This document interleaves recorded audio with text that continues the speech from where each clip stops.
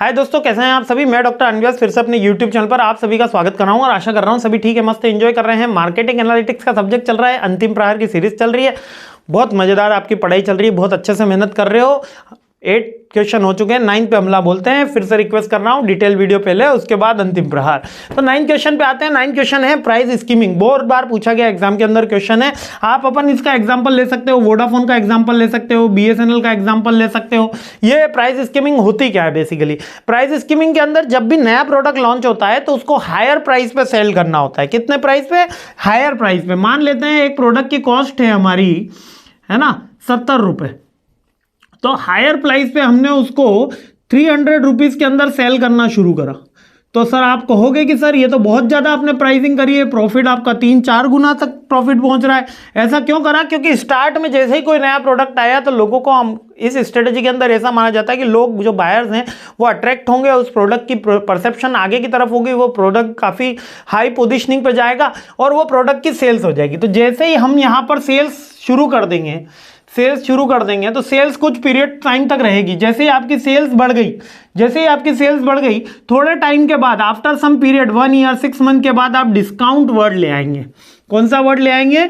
Discount word ले आएंगे। और आप ये 300 रुपए का कहोगे कि हम 50% डिस्काउंट पे 150 के अंदर सेल कर रहे हैं।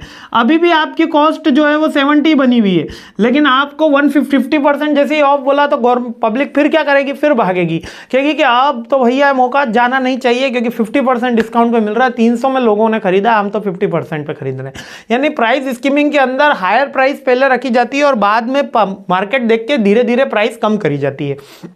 Price skimming is a pricing strategy where the company set the higher price initial product or services and then gradually lower price। यानी धीरे धीरे करके वो प्रोडक्ट की प्राइस कम करती है, लेकिन कॉस्ट से कम कभी भी नहीं करेगी क्योंकि नुकसान में कौन ही बेच रहा है ना। तो ये हाई इनिशियल प्राइस रखी जाती है, सेगमेंटेड मार्केट के अंदर रखी जाएगी, यानी कि किसी मार्केट में हमने हाई रख दी, किसी मार्केट में कम रखी, है ना। और धीरे धीरे अपन उस प्राइस को कम करते हैं और मैक्सिमाइज रेवेन्यू। इससे क्या होगा कि शुरुआत में जो हमारी यूनिट बिकी उससे हमारा रेवेन्यू जो है वो काफी ज्यादा मैक्सिमाइज हो गया। इसका रिलेशनशिप क्या है सेल्स के? तो अर्ली सेल्स हो जाएगी तो रेवेन्यू जनरेशन हो जाएगा। मार्केट का पेनिट्रेशन हो गया, पेनिट्रेशन का हो गया ग्रेजुअली लोअर। जैसे जैसे हम मैं कम करता जाऊंगा तो कोई और कम नहीं कर पा रहा क्योंकि वो ऑलरेडी कम पे है। जैसे कि अगर मैंने बोला 50% सेल्स, तो और एक नॉर्मली जो 80 रुपए में बेच रहा है वो तो कम कर ही नहीं पाएगा क्योंकि उसकी कॉस्ट भी 70 आ रही है, मेरी कॉस्ट भी 70 आ रही है, तो वो कम नहीं कर पाएगा। लेकिन जैसे मैं डिस्काउंट ऑफर दे रहा हूं तो लोगों का माइंडसेट चेंज होगा कि इस पर डिस्काउंट है ना। कॉम्पिटिटिव रेस्पॉन्स, जैसे कि आपने देखा होगा बड़े ब्रांड नाइकी, पुमा, ये सभी डिस्काउंट दे रहे हैं, सेल्स 40% ऑफ, 50% ऑफ। जबकि जो लोकल ब्रांड है वो कभी सेल्स नहीं दे पाते, वो कभी डिस्काउंट नहीं दे पाते क्योंकि वो है ही कम रेट पे। जब वो है 1200-1500 के जूते तो वो कैसे कम की रेट करेंगे। जबकि नाइकी, पुमा का क्या है, पहले उन्होंने 10,000 का प्राइस टैग लगाया, उसके बाद उन्होंने 40% 50% ऑफ करा।